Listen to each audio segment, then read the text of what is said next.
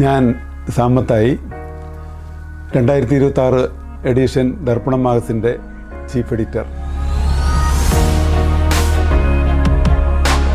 2006 ആരംഭിച്ച ദർപ്പണം മാഗസിൻ്റെ 21ാമത്തെ പതിപ്പാണ് ഈ വർഷം പബ്ലിഷ് ചെയ്യുന്നത്.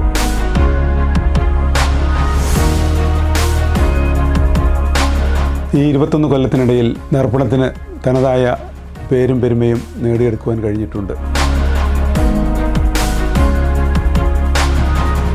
കെട്ടിലും മട്ടിലും അഭിജാത്യം പുലർത്തുന്ന ഒരു പ്രസിദ്ധീകരണമായി അത് ഉയർന്നു കഴിഞ്ഞു.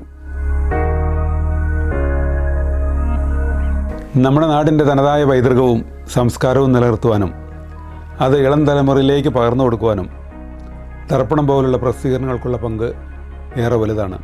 പോയ 8 വർഷമായി ഈ മാഗസിൻ്റെ അമരത്തിരുന്ന് പ്രവർത്തിക്കുവാൻ സാധിച്ചത് വലിയ ഒരു അനുഗ്രഹമായി ഞാൻ കരുതുന്നു.